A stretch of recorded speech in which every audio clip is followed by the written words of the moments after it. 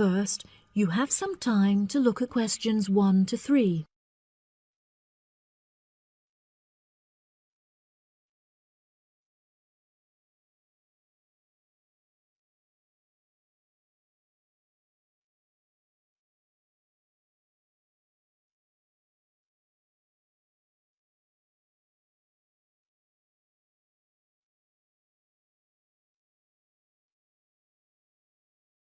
That'll be $23. Right, there's your change.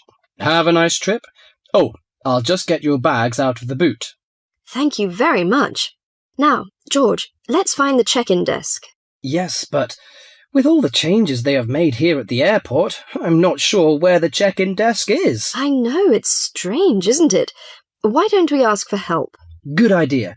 What about that man sitting down over there? Which one? The one with the hat on and in the trolley? No, the one with the uniform behind the table. I'll ask him. Excuse me, could you tell me where the check-in desk for France Air is, please? Oh, let me think. The best way to get there would be to turn left at the end there, where the cafe is, and then go straight ahead until you're opposite the departure gates entrance. Oh, no, sorry. It might be quicker to turn right as soon as you get past the cafe, and keep going along the corridor until you come to the sliding doors at the end. On the left. Yes, that's it. All the check-in counters are in a hall there. I'm pretty sure France Air is directly to your left as you walk in the hall. Thanks a lot. So, it's the left past the cafe and then right opposite... The bookshop. You can't miss it. Come on then, Lisa. We don't want to be late, and I want some time to get a cup of coffee and look around the bookshop. OK, George, but I want to go to the restroom first. I'll meet you at the check-in desk.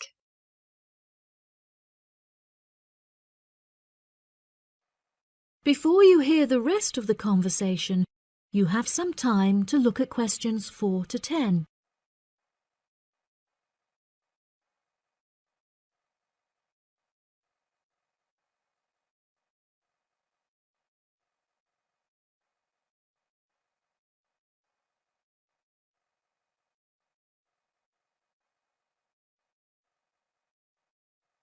Now listen and answer questions 4 to 10.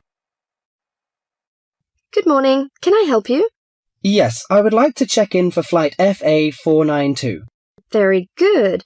Can I have your ticket and passport, please? Oh, yes, here you are. OK, thanks. If you could just put your suitcase on the scales. Oh, I have this extra box that I want to take as well. OK, well, that's extra luggage, so I'll have to get you to fill out an excess baggage declaration certificate. It'll cost extra, I'm afraid. Let me see. $40 exactly, if the total value of your contents is under $400. Oh, well, what's the form for? It's just a form you have to fill out so that if there are any problems, we'll know where you are and how to contact you. So, if you can give me a few details, I'll key in the information. OK then, your passport says your name is Lavier. Is that right? Yes, George Lavier. George, Lavillieres.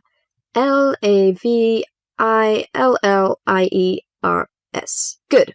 Now, nationality. French? No, wait a minute. It's a Swiss passport. Well, yes, I live in France, but I was born in Switzerland. Swiss. Very good. Flight number FA492. Destination is... Paris. Are you connecting with any other flight in Paris, or will you be staying there? I'm spending my vacation in Paris. Well, Sèvres, just outside Paris. OK. So what's the phone number there? Let me think. The country code for France is 33, and the number is 198614537. Right, so that's 331-9861-4537. Yes, that's it. And can you tell me briefly what you have in the box? Well, there are some books, just university textbooks from last semester, some clothes, and, my computer disks. OK, thank you. And what would be the approximate value of the contents? Quite a bit, actually. About $150. That's all. There's your receipt for the box, your passport and ticket, and here is your boarding pass. Gate 7. You can board the plane in about 35 minutes. Have a nice flight. That is the end of part 1. You now have half a minute to check your answers.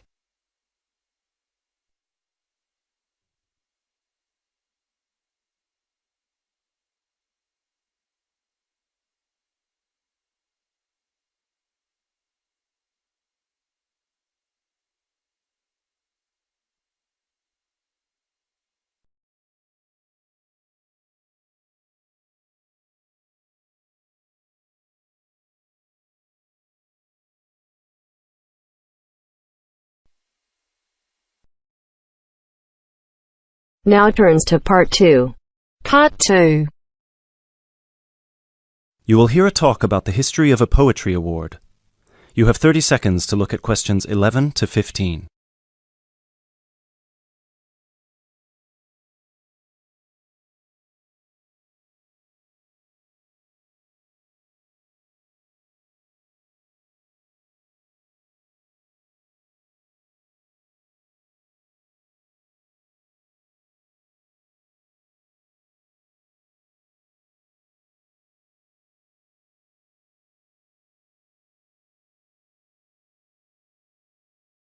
Hello everyone, and welcome to this year's award ceremony for the Antonia Watson Memorial Poetry Award. As with previous years, the competition has been particularly fierce and we received numerous excellent entries, so it's an incredible achievement for our 3 finalists who are sitting here amongst you, and we should congratulate them all. However, as with every competition, there can unfortunately only be one winner, and we will be announcing them shortly. Before we do, though, a few words about the award itself. As most of you know, the Antonia Watson Memorial Poetry Award has been presented annually since 2010 and was presented biannually for 2 more competitions prior, once in 2008 and once in 2006. It is entirely funded by Antonia Watson's very generous parents, who offer £1,500 to the author of the best poem on a topic announced at each previous award ceremony, as well as £500 to the first runner-up and £250 to the second, bringing the total up to £2,250. Now, a few words on Antonia Watson herself, without whom none of us would be standing here today.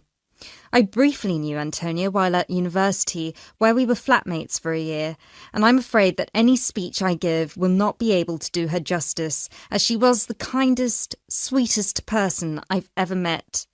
Thankfully, this part of my speech was written with the assistance of one of her siblings, Thomas Watson, who was not only her brother, but also her best friend. Antonia was born in Slayford, Lincolnshire, in December 1986. From a very young age, she displayed an inquisitive and creative nature, matched in volume only by the gentle kindness of her spirit. She wrote her first poem, named Love Barks, about the death of her dog at the age of 10. This was also her first poem to be published at her school's newspaper, just 2 months after another of her poems, Be Kind, won the 1996 Triad Children's Writing Competition and was published in the competition's anthology. While her early forays into poetry were crowned with impressive success, Antonia unfortunately ceased to write for a few years following the death of her very dear grandfather, Peter William Watson, in 1999.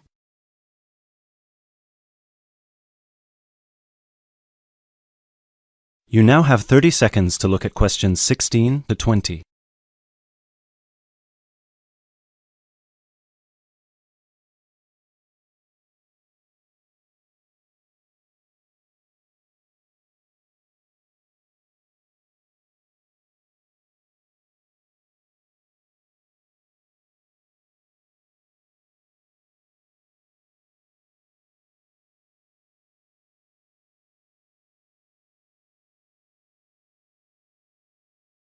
While her early forays into poetry were crowned with impressive success, Antonia unfortunately ceased to write for a few years following the death of her very dear grandfather, Peter William Watson, in 1999.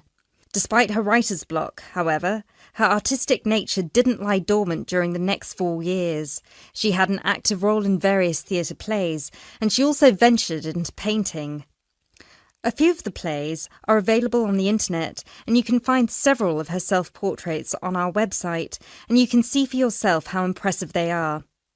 But poetry, of course, remained her passion even then, which is why in 2003 she resumed writing, and her next poem, The War on Both Sides, was published in her college's journal. At the age of 18, Antonia moved to Sheffield to study English literature at the University of Sheffield. This is where she and I met, spending a whole year in adjacent rooms in a flat in central Sheffield. This is also where I met her good-natured, generous parents, Mr. and Mrs. Watson, who came to visit her regularly and always treated me like a daughter as well. Antonia and I grew very close during that period, and while we ran in different circles, we always found time for each other every week. Antonia self-published one collection of poems in August 2005. It was named Burning Stars, after the poem on page 16, which is also the date of her birthday. It was an immediate success amongst her peers at the University of Sheffield, and it was so cherished by her English literature classmates specifically that it had attracted the attention of one of her lecturers, who put her in touch with a literary agent. She had been due to begin working on her second collection right before her tragic passing in a car accident just 5 days before her 19th birthday in December 2005.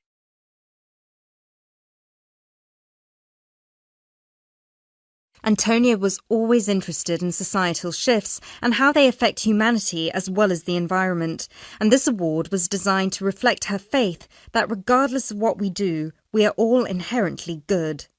With this in mind, all of the topics this competition has dealt with have been about the potential and the positive side of humanity, such as this year's Young Love theme or last year's Inner Power theme. We've had poems about personal strength, about immigration, about gender equality and peaceful protest.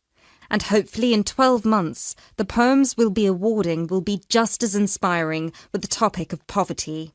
I know Antonia would be really proud of what her parents and what all of you together have achieved. So, finally, let's get on with the actual award. As I said before, it's been a fierce competition this year, and with more than 5,000 entries, it was quite the task for our 3 judges to cut them down to just 3. But our 3 finalists definitely deserve to be here, and without further ado, I would like to... That is the end of part 2. You now have half a minute to check your answers.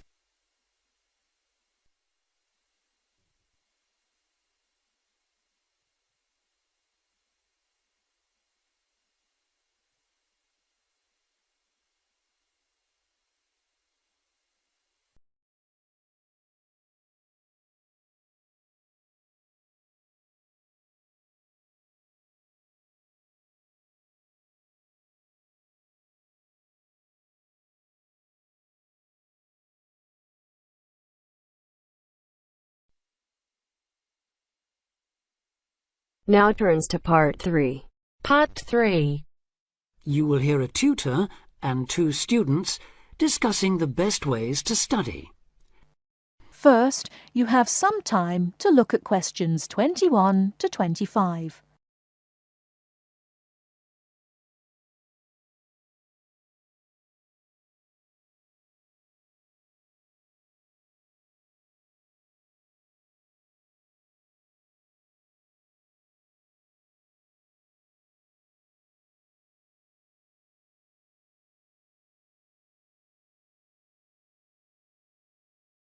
Now listen carefully and answer questions 21 to 25.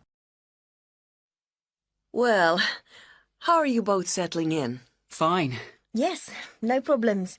So far, anyway. Good. Remember that as your personal tutor, I'm here to help you if you do have any difficulties.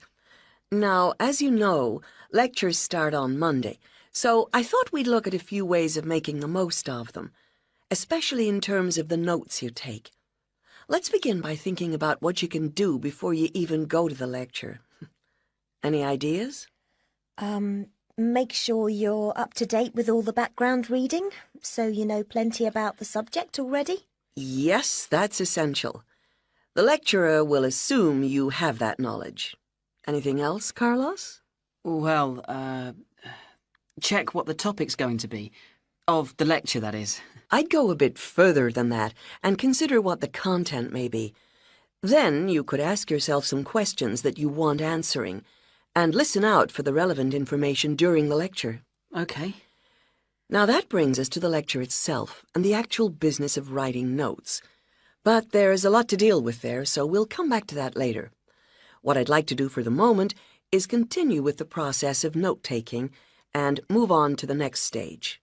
Any suggestions for what that might be? When the lecture is over, you mean? Yes, once you're able to sit down somewhere quiet with your notes. Read them? More than that, you need to make sure they'll still make sense to you weeks, months later. Edit them? Yes, that's what's needed. It's well worth spending a few minutes on it. Any missing words, anything difficult to read, things you didn't have time to jot down, now is the time to do so, while everything's still fresh in your mind. Right. And after that, when's the best time to revise them? When do you think, Carlos? I'd say just before the next lecture, in the same subject. Precisely.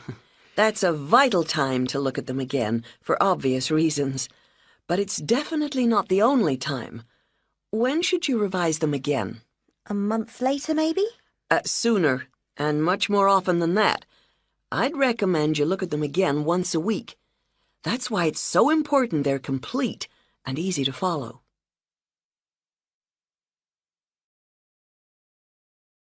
Before you hear the rest of the talk, you have some time to look at questions 26 to 30.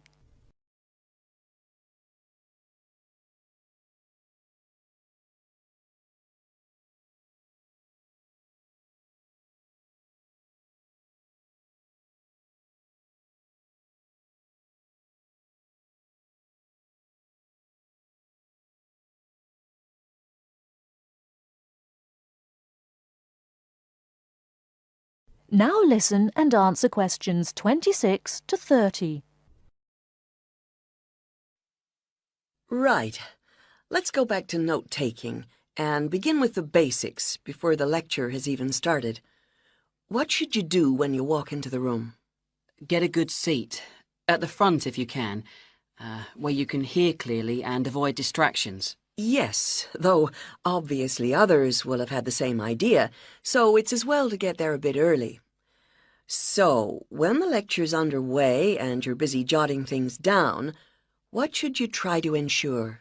That you're getting all the main points. And what if you don't catch something you know must be important? I'd leave a space.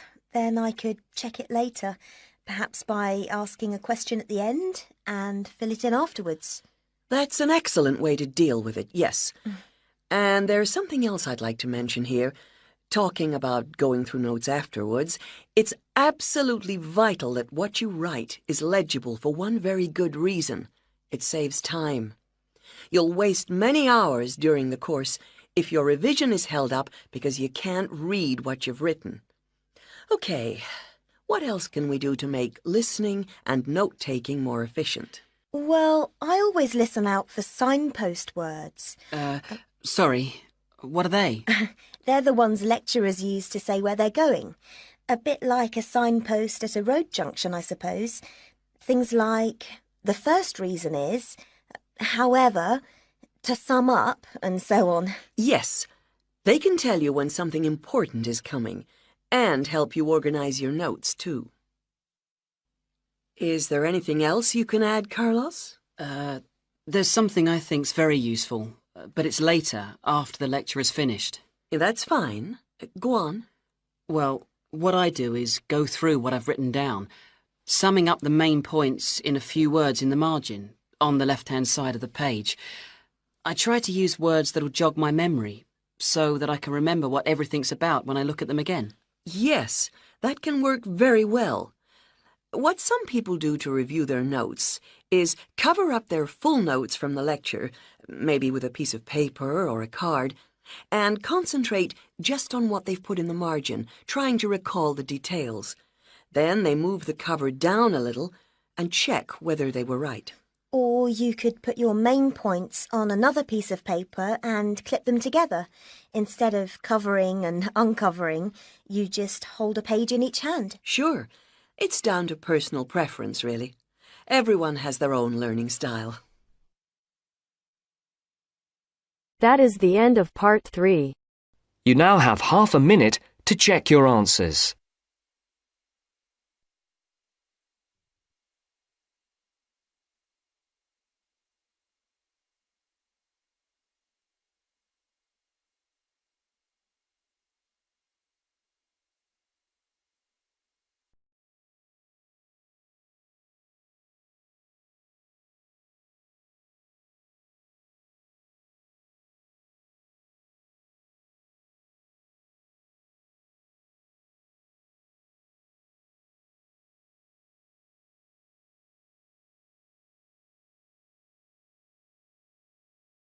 Now turns to part 4. Part 4.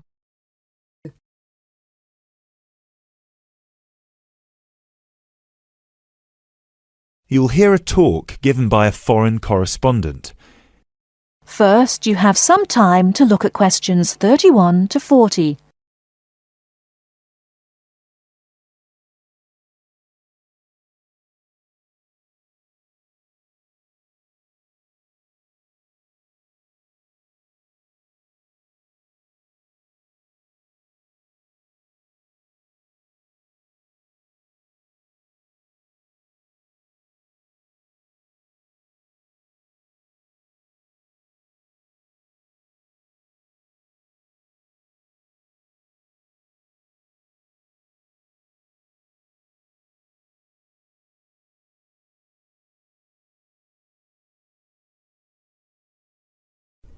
Now listen carefully and answer questions 31 to 40.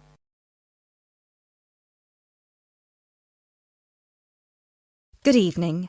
As I assume most of you are already aware, I have been asked to come here and talk to you, essentially give you a quick overview of the life of a foreign correspondent, along with a few tips on how to become a successful international reporter yourself, should this be a career choice you elect to pursue. So let me start by this. Don't become a foreign correspondent, at least not due to the romantic notions that come attached to this job, or what you've seen in the movies. Being a foreign correspondent does not mean exotic adventures. It doesn't mean finding yourself at the heart of the action and putting yourself in danger to inform the world. Let me just tell you this. 80 journalists are killed each year in the line of duty. Many more find themselves in prison or are attacked. You need to think hard. Is this the sort of career I want? Is this the kind of reporting I'm interested in? And only after you've carefully considered all the pros and cons should you decide.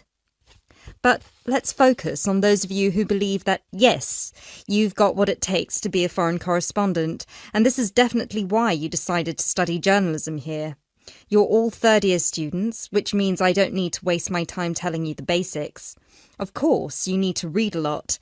Books, novels, newspapers, blogs, and of course you need to be acceptably proficient in various media skills.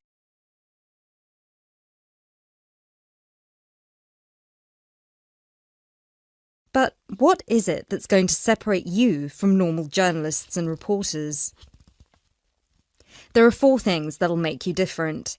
The first thing is your experience of the world. You can't call yourself an international reporter unless you've been around and seen different places and different cultures. Seize every opportunity to visit other countries, meet people from around the world. It doesn't matter if it's business or leisure, just hop onto a plane and go everywhere. This will expand your horizons and sharpen your mind, something that, as a foreign correspondent, will help you understand better the culture of the country you'll be covering. And speaking of culture, this is a term you need to make sure you fully understand. What's culture? What makes a country's culture? Explore the culture of the country you're interested in. The music, the literature, the religion. Are there any cultural practices or conflicts you need to be aware of? Are there any tensions within the country? Why? The most important element of culture, of course, is the language. Do yourself a favour, whether you're planning to become a foreign correspondent or not. Learn a foreign language. So many of us are culpable for just sticking to just English, and while English is a very important language in the world, it would be foolish to think it's the only one. Pick a language whose sound you enjoy, a language you find interesting. Trust me, your future CV will thank you for it. And finally, history. Don't expect to be given a job as a foreign correspondent if you don't know anything about your target country's history. No piece of news is disconnected from the past. The whole world tells a story, and your coverage will suffer if you attempt to arrive in the middle with no reference to or understanding of what came before. The hows and whys always lurk in the past. Seek them. The world of international journalism is changing, like every other industry, due to the internet. The arrival of globalization brought with it a whole new set of rules, and you'll do well to comprehend what they mean for you. Unfortunately, gone are the days when a newspaper would hire you and deploy you to a country. Increasingly, newspapers around the world are beginning to favour freelance journalism, offering opportunities to local reporters with the necessary chutzpah and an understanding of the zeitgeist in their region. What this means for you is that you won't just have to start at the bottom. If you want to sustain yourself as an international reporter, you'll also have to pursue many different avenues at once. You'll need to persevere and push and build contacts everywhere. An old student of mine, a terrible student at university, but an incredibly intelligent woman, she came to find me at a conference that was recently held in Yemen, where I delivered a speech on the future of journalism. She was working for 3 different newspapers as a freelance foreign correspondent, one of them The Times, and she told me that the one piece of advice I gave her that stayed with her and helped her with her career was this: don't be afraid to fail. It will happen over and over again. It's how you deal with it that matters most. So keep this with you, this one piece of advice. Oh, and don't forget, your passports need to be kept current at all times. Thank you very much for listening. That is the end of part 4. You now have half a minute to check your answers.